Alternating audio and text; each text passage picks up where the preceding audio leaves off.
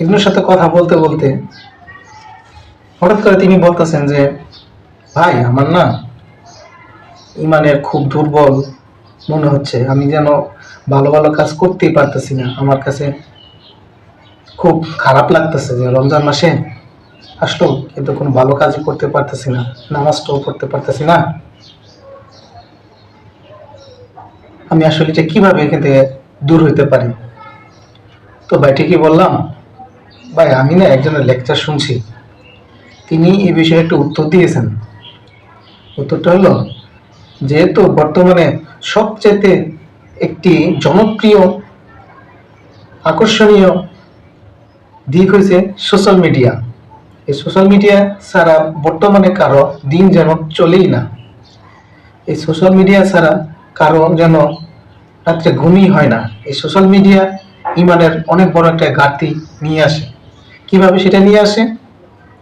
যখন আপনি social media করতে থাকেন তখন দেখেন আপনার থেকে খুব সুন্দর একজন, আপনার থেকে খুব স্মার্ট একজন, আপনার থেকে লম্বা একজন, আপনার থেকে গায়ের রং ফর্সা অনেক, আপনি আপনার থেকে তারা খুব ভালো চলে, আপনার থেকে তারা খুব ভালো একটা বাড়িতে থাকে, ভালো খাবার দাবার খায়, ভালো তারা জীবন সঙ্গী, খুব সুন্দর জীবন সঙ্গী পায়। এইসব দেখে আপনার কাছে খুব ছোট মনে হয়, তখন মনে মনে আপনি ভাবতে থাকেন, হায় আল্লাহ, তাদের মতো কেন আমি হইলাম না, তাদের মতো কেন আমার হলো না।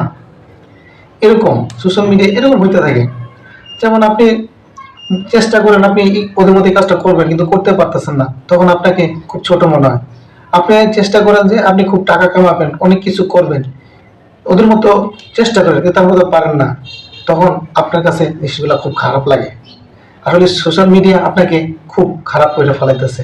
দেখুন, আপনি একটা রুটি খেয়েও আপনি একবেলা চলে যাবেন, যখন দেখেন আপনার চাইতে ওই বেলায় সোশ্যাল মিডিয়া ওই ব্যক্তি খুব সুন্দর খাবার খাচ্ছে, রোস্ট, পোলাও, মাছ, মাংস খুব সুন্দরভাবে খাচ্ছে, তখন এইসব দেখে মনে হয় যে ও তো আমার চেয়ে অনেক ভালো আছে।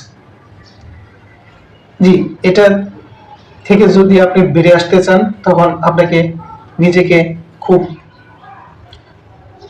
চেষ্টা করতে হবে যে আল্লাহ আপনাকে যা দিয়েছেন তা নিয়ে সন্তুষ্ট থাকা। যখন আপনি আল্লাহ যা দিয়েছে তা নিয়ে যদি সন্তুষ্ট থাকেন তখন দেখবেন এই রোগ থেকে আপনি মুক্ত পেয়ে গেছেন।